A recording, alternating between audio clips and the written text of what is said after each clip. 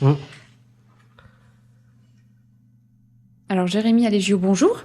Bonjour. Vous êtes donc créateur et responsable du cabinet de conseil éducatif et familial qui vient donc d'ouvrir à Dijon.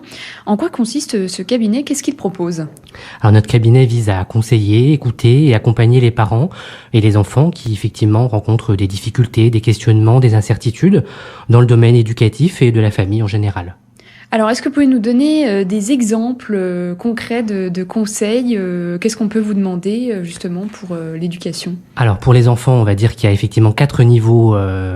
J'ai situé effectivement 4 niveaux d'intervention. Il y a le niveau éducatif, c'est-à-dire effectivement de pouvoir au non-respect du cadre, des règles et donc du coup de l'autorité parentale. Parfois c'est compliqué, donc on peut intervenir sur ce domaine éducatif. Ensuite, il y a le domaine scolaire, donc effectivement tout ce qui est des apprentissages scolaires qui peuvent être difficiles, la question des devoirs à domicile, enfin plutôt effectivement à la maison, on va dire, et puis toute la question aussi de l'orientation scolaire qui est compliquée aussi parfois pour les parents et pour les enfants.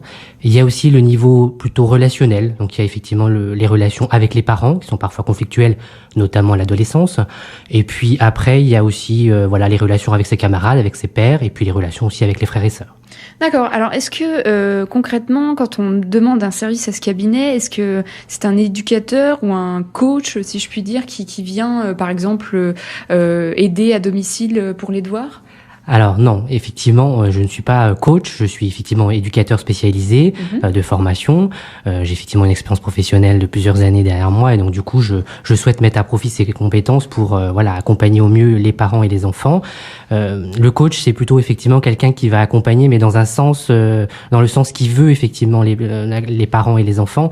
Nous, notre politique, en tout cas ma politique que je défends, c'est celle effectivement de dire que on accompagne les parents en fonction de leurs propres valeurs et de leurs propres rôles parentaux, si je puis dire. Donc du coup, on est effectivement plus dans l'accompagnement, sans prendre la place des parents et du coup sans pousser non plus à aller là où on veut que les parents aillent ou les enfants aillent. Voilà.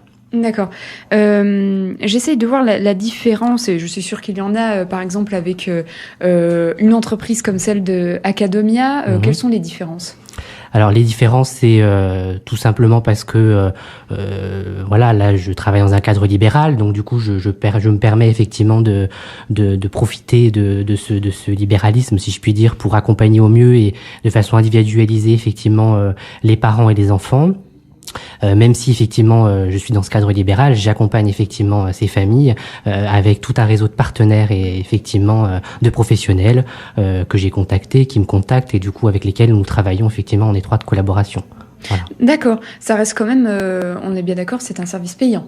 C'est un service payant effectivement qui est qui est privé, donc qui est effectivement à la frontière entre les services publics tels que le Conseil général, les CAMS, les CMPP, et à la fois effectivement qui n'est pas forcément accessible à tous, enfin qui n'est pas forcément chaque personne ne peut pas faire appel à tous ces services-là parce que la question des représentations, enfin de tout ce que ça peut générer en termes d'inquiétude.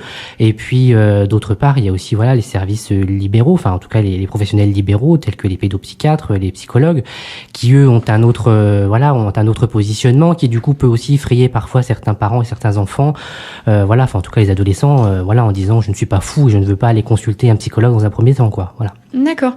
Alors, il y a apparemment des projets, on va dire, similaires qui ont été développés dans d'autres grandes villes, comme Lyon ou Paris. Du coup, vous suivez un peu, on va dire, la tendance. C'est un nouveau mode de... Alors, c'est un nouveau métier, effectivement, qui est en cours de création.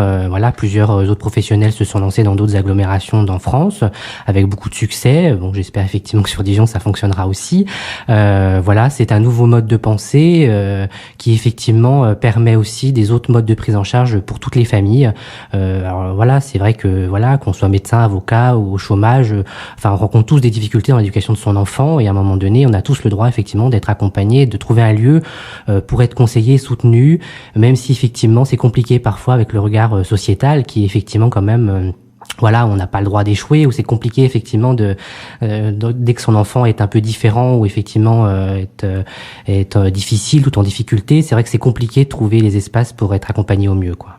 On est bien d'accord, par contre, que votre cabinet ne concerne pas forcément les enfants handicapés ou qui ont des retards particuliers. Si, voilà, oui, effectivement. Bien. Il y a le quatrième niveau que j'ai pas parlé tout à l'heure, c'est effectivement le niveau du développement, qui est aussi, voilà, des aspects purement handicap, troubles du comportement, troubles effectivement de l'attention, de l'hyperactivité. Enfin, voilà, il y a effectivement toutes ces problématiques-là avec les replis sur soi, les phénomènes de tristesse. Enfin, voilà, des parents qui peuvent aussi se sentir, voilà, désemparés face à cette situation-là et du coup qui ont besoin d'être conseillés à ce niveau-là, quoi. Très bien. Dernière question, Jérémy Alégio, combien d'éducateurs vous comptez pour l'instant dans votre cabinet? Pour l'instant, je suis tout seul, mais le projet a été monté à avec plusieurs personnes, et voilà, qui pour l'instant effectivement continuent à travailler là où ils sont. Voilà, j'espère qu'à terme, effectivement, nous serons plusieurs autres collaborateurs pour pouvoir accompagner au mieux tout le monde. Ouais. On vous le souhaite aussi évidemment une très bonne continuation pour ce cabinet donc de conseil éducatif et familial qui vient d'ouvrir à Dijon. Et puis en plus, pour en savoir plus, il y a le site www.conseil-éducatif.fr. Jérémy Alégio, merci beaucoup. Merci à vous.